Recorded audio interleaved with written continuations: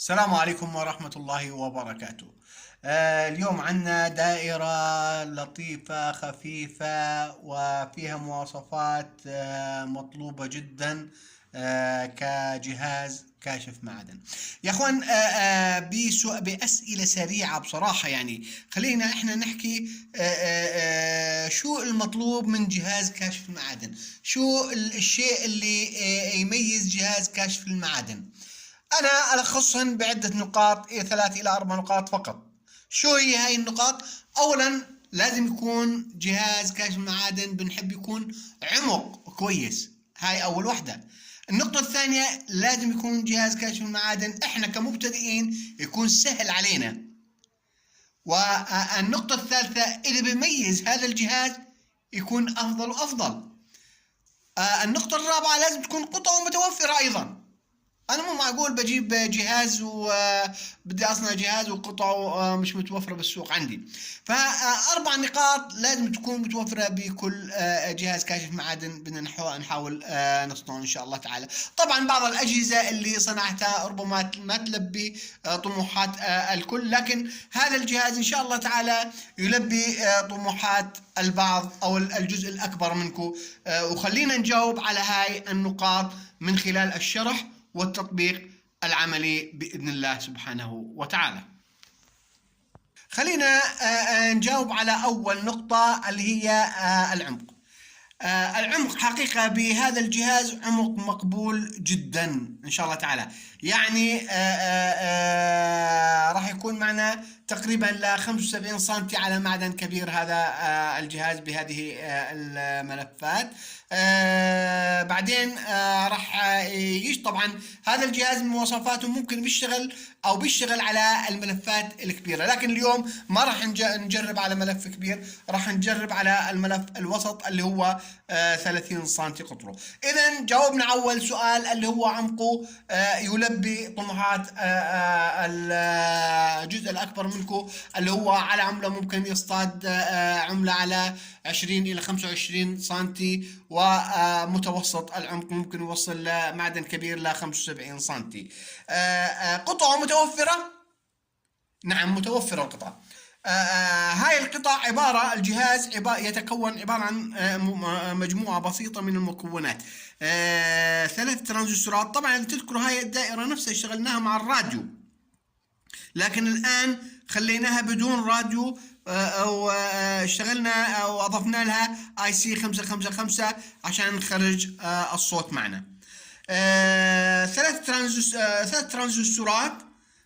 تقريبا هون 4 مكثفات، 4 مقاومات ومكثفين للاي سي ومقاومة فقط، والاي سي فقط. هذه المكونات البسيطة نستطيع الحصول على كاشف معادن. طبعا بالملف الكبير بيوصل ممكن يوصل معنا لمتر ونص تقريبا.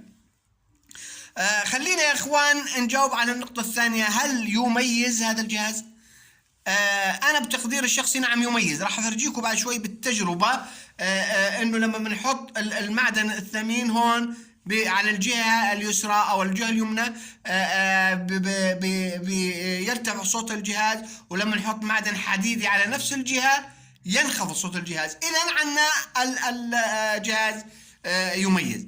النقطة الثالثة، قطعه متوفرة. نعم قطعه متوفرة زي ما حكينا. طبعا 3 ترانزستورات NBN، أي نوع NBN المعروف يمشي الحال. مثلا BC 547 يمشي الحال، 2N 3904 بيمشي الحال، C 1815 برضو بيمشي الحال، يعني 2N 5551 برضو ترانزستور مشهور ويمشي الحال.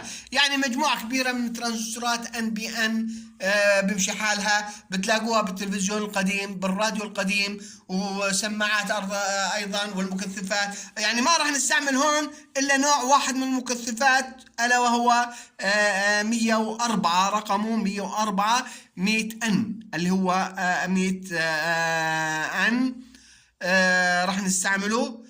او 100 نانو عفوا، يعني 100 ان هو اختصار لنانو. كل المكثفات نفس النوعية، المقاومات ايضا كلياتها نفس النوعية، عدا مقاومة واحدة 1 كيلو، والبقية 5 مقاومات كلها 10 كيلو. وترانزستورات يفضل عند الاستعمال ترانزستورات ان نستعمل نفس النوع، يفضل. لكن اذا ما وجدنا ممكن نخربط، يعني ممكن هون سي 18 15 وهون بي سي 547 يمشي الحال برضو. نحتاج مع الملفات للمعايرة مولف راديو او مكثف متغير. مولف راديو عندي قديم طبعا. المكثفات الافضل عندي اهديت لاصحابي واصدقائي، طلبوهم طبعا مع زيتهم عليهم واخذوهم. ضل عندي القطع القديمه جدا، فيعني نمشي حالنا فيه ان شاء الله تعالى. بقي ان نقول انه الملفات، قطر الملف 30 سنتي ملفين، وعدد لفات 7 لفات بأي سلك متوفر عندك، بأي سلك ممكن يمشي الحال. 7 لفات بأي سلك متوفر عندك، قطر 30 سنتي. وبنشغل الجهاز وإن شاء الله تعالى بيكون الوضع ممتاز. طبعا بأكد على نقطة انه الملفين نفس الشيء يا اخوان، الملفين راح يكونوا نفس الشيء. يعني الملف هذا 30 سنتي، هذا 30 سنتي، 7 لفات، هون كمان الملفات 7 لفات. بنعايرهم بالطريقة هاي. يعني بنضل نحرك فيهم. انا راح اخربطهم الان عمدا قدامكم اثناء التشغيل حتى تشوفوا كيفية المعايرة، والامور سهلة ان شاء الله تعالى. الربط ان شاء الله تعالى غدا او بعد غد، يعني غدا او الليله ان شاء الله تعالى. ممكن اضيف رابط اسفل الفيديو يبين تفاصيل بالصور الدائره، كيفيه بناء الدائره بالتفصيل. نبدا على بركه الله. طبعا انا بستعمل فولت 3 فولت عندي، 5 فولت عفوا، محول هاتف اللي هو شاحن هاتف، ومديت له اسلاك، والان بستعمل انا هذا المحول. شغلنا الدائره هيك، بسم الله الرحمن الرحيم. طبعا عايرهم، انا راح اعايرهم اول اشي بايدي.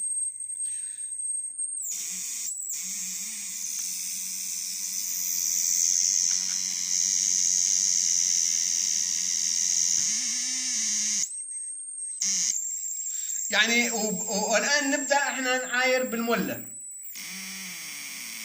انا بتحكم اذا بالصوت من خلال هذا المولف الراديو.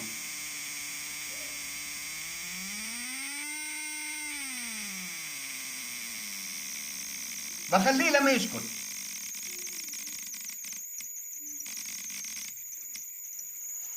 خلينا نشوف العمق.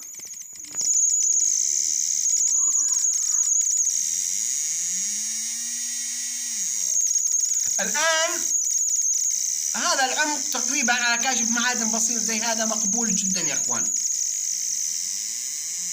طيب خلينا نشوف يميز. ننتقل للملف الآخر.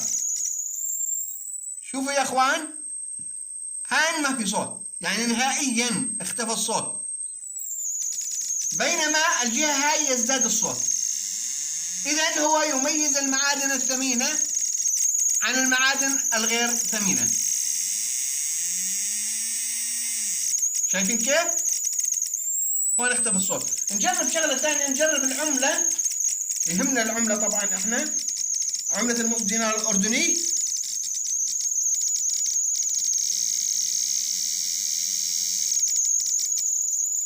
سكت.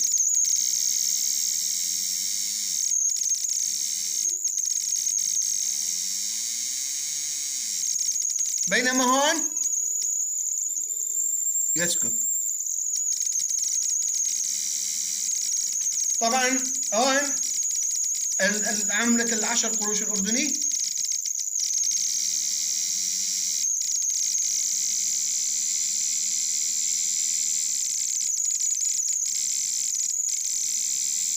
الحقيقة عمق مقبول جدا لكاشف معادن بسيط. خلينا نشوف العلبة الصغيرة هاي.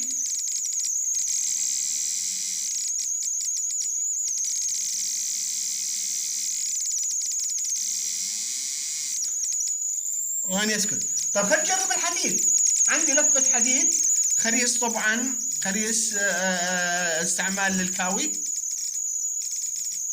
هون كان يزداد الصوت، سكت الصوت. إذا هون المعادن الثمينة، أما المعادن الحديدية لا. لكن على الجهة الثانية يزداد الصوت.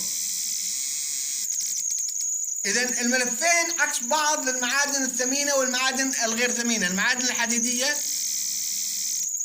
والمعادن الغير حديدية.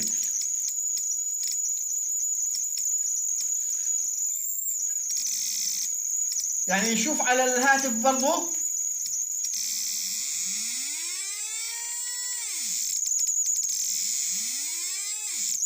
على الجهة هاي يسكت.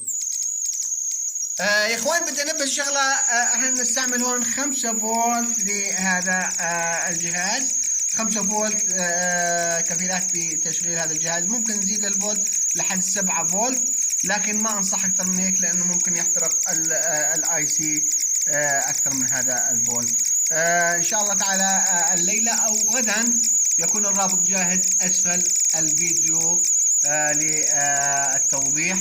وإن شاء الله تعالى نلتقي في جهاز آخر، وإن شاء الله تعالى دائما نشوفكم معنا مشاركين. ويا أخوان بدي أضيف شغلة مهمة، إنه إذا عجبكم الفيديو شاركوا معنا، أعطونا آراءكم وانصحونا كمان. ممكن نحسن، ممكن نغير اتجاهنا، ممكن نطور بهذا الجهاز أو نترك هذا الجهاز وانتهى لأنه ما يلبي طموحات جزء الأكبر منكم. شاركونا بآرائكم حتى نستفيد ونفيد بإذن الله. السلام عليكم ورحمة الله وبركاته.